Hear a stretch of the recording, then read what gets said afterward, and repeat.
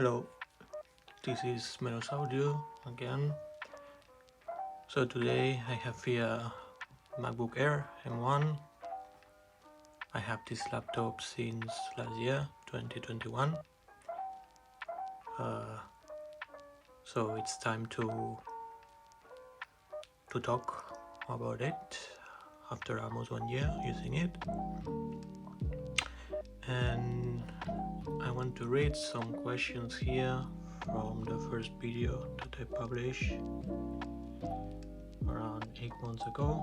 I have here some questions and I will try to answer, and also make a quick review and to show you the state of the MacBook Air. So someone asked here, have you ever encountered any problems with the SSD and swap memory so far? As you can see here, I don't use a lot of memory because I have most of my applications that I use, like GitHub or I don't use a lot of memory because I don't have any applications that uses a lot of space. For example, like Photoshop, or I do all the video editing here on my mobile phone. So I have used capacity is 246. Let's make it a little bit bigger. And I have used only 76 gigabytes, so I have 168 gigabytes available and no problems with the memory so far. So the machine is brand new and I don't have any problems with the SSD. So this one is second one. I will use it for programming. Does it perform well to handle development tasks? Yes, basically I use the MacBook Air for programming. I use VS Code, if that's pronounced like that in English. I develop in using Node. Most of the time, most of the applications that I develop are using React, and I don't have any problems at all. So the machine is powerful enough to handle these applications without any issues. Here I have the terminal, and now I think I'm running on applications. No, not now, but here I will run on applications to see. I guess it depends on the kind of applications that you run. I have not tried this computer with, for example, Unity 3D. That you may have some kind of render issues. I'm not quite sure, so I don't want to say anything. For the things that I use, the laptop, it works pretty well. I mean, for developing websites using VS Code and Node in the backend, it performs okay, no problems at all. Okay, another question: will you be able to see if it can handle like 5 Chrome windows with 5 tabs open and running on each one? So let's try it. Let's make this a little bit bigger. So this is Google Chrome. 1, 2, 3, 5. Let's open another window.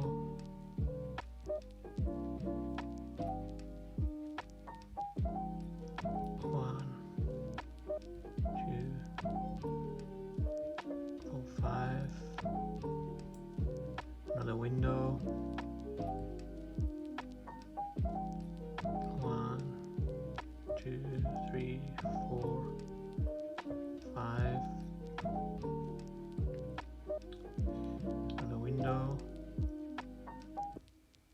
1, 2, 3, 4, 5, and the last window. 1, 2, 3, 4, 5, and then here we can write something. Hello world.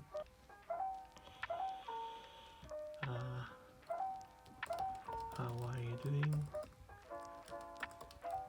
Actually, let's check how much RAM we are consuming. Let's get here on the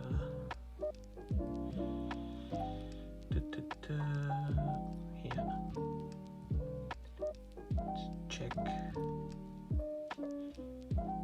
So CPU is now at, let's make it bigger because I don't see anything. So CPU is only using around 1%, and RAM, which is more critical with Chrome, now we are using 6 gigabytes. Not only Chrome, I have Insomnia, I have Coder Helper here. Spotify also consumes a lot of RAM, but I still have left 1.6 gigabytes of RAM, so I could close a lot of rubbish that I have open here. I will not do it now, but yes, it can handle it without any problems. I don't know why someone would want to have 5 windows with so many tabs, but okay, it can handle it.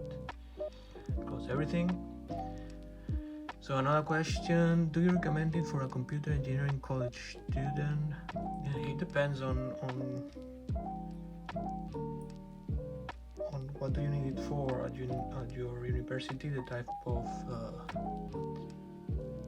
software that you are required to install.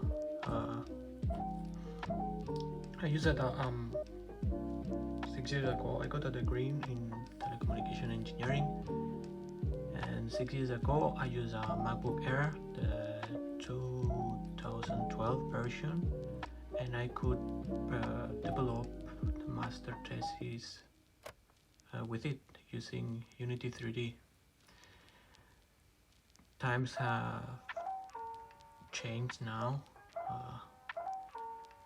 so it depends on how the requirements of your subjects there at your university are. So I think some subjects require minimum 16 gigabytes to develop applications, but it all depends on the requirements that you need.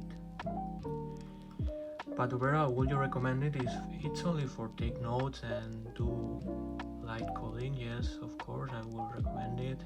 It's a nice computer.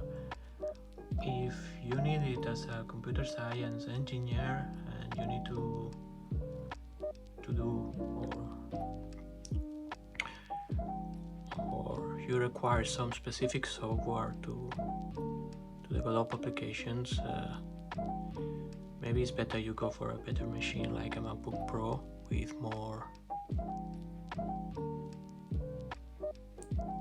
with a better CPU and more RAM. So another question is, have you done web development in this using Node or Laravel? How would 13-inch feels for web development? I normally use this iMac for do web development, which is a 21.5 iMac from 2014 or 15. But when I travel, I always take the MacBook Air, and I'm pretty happy with this size. Actually, I think that 16 inches is too big to develop. I mean, not to develop, to travel with a computer. I think it's too big, too heavy. In my opinion, if you need a portable machine, now the sweet spot for me, in my opinion, is between 13 and 14 inches. Bigger than that, it starts to become a little bit inconvenient to travel with it. Okay, another one. How long does your battery last? Let's see, I think the battery lasts for 1 day, so I can be 8 hours developing without any problems, but let's check here. Let's make it this a little bit bigger. So let's zoom it. So if I go here to the battery and battery preferences, let's make it a little bit smaller. So what we have here, battery level.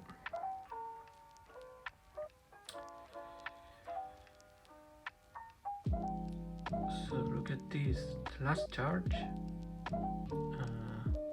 to 100% was 19th of February,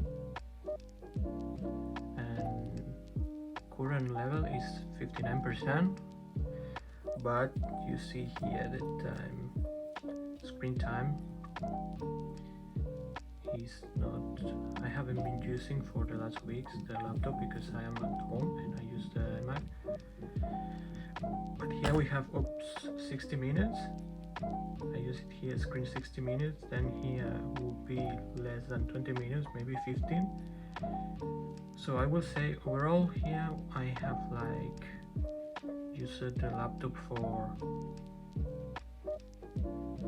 less than 2 hours and I have 60% battery left.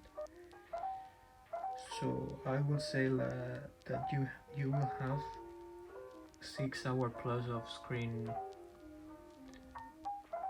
usage. And now the brightness is, let me zoom out, brightness is in the middle and Wi-Fi is on. Yeah, I would say between 6 and 8 hours with a normal usage using Wi-Fi and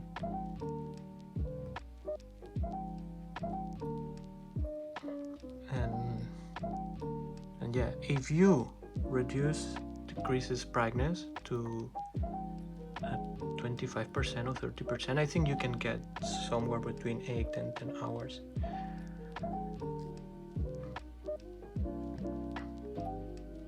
Okay, another question.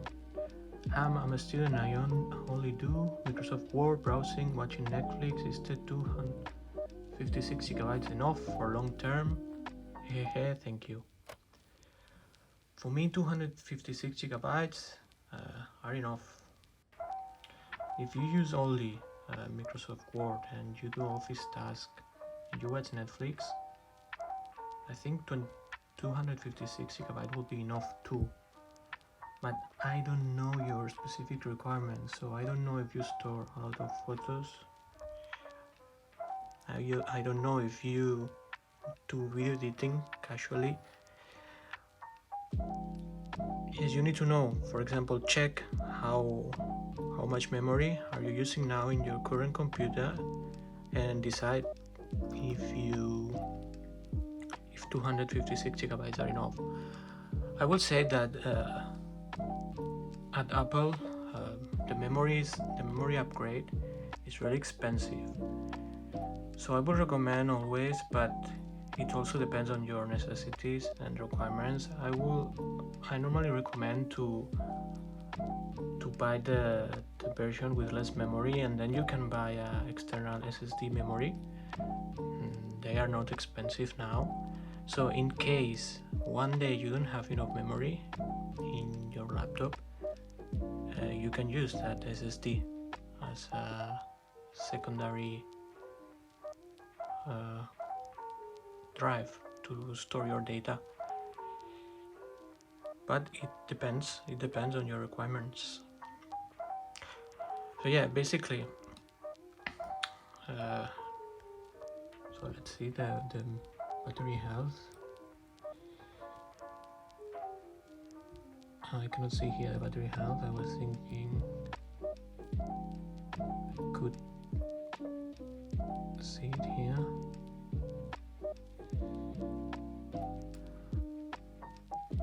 Okay, so conclusions.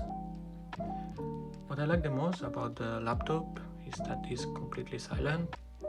So the MacBook Air that I had before, the fan went crazy after using it for 30 minutes, and it was pretty annoying. Now this computer is pretty silent. The problems that I see are the ports. It doesn't have a lot of ports, and sometimes I miss the USB-A type of port. Here you only have two USB-C on one side and a jack, 3.5 jack on the other side, so there are not a lot of ports. But another thing that is annoying, or that I don't like, that I miss from my own laptop, is when you want to turn on the light on your keyboard. Before you could do it using your keyboard. There was a specific key to turn on the lights on your keyboard, but now you need to go here to the menu and you go here and then you turn on your keyboard from here, which, let me turn off the light, which is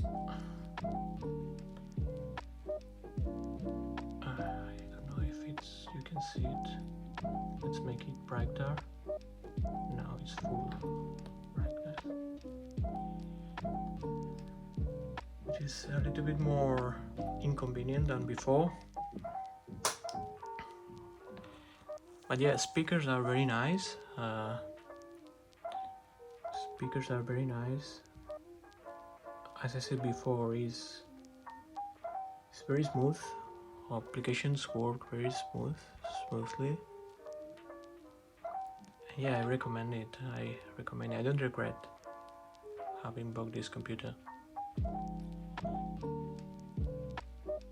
So yeah, this is the status now of the MacBook Air. As you can see, GitHub is fully compatible. I have Google Chrome, VS Code, which works perfectly. I have Insomnia installed. Spotify works perfectly. And yeah, overall is a really nice machine. Keyboard works good. Trackpad is the best trackpad that you can find on a laptop. And webcam is a little bit better than before. Don't expect a fantastic webcam, and the microphone is very good. I'm surprised when you do video calls, it sounds, other people when they give you feedback, they tell you that it sounds very good. So if you have any questions, I will try to answer them. See you. Bye.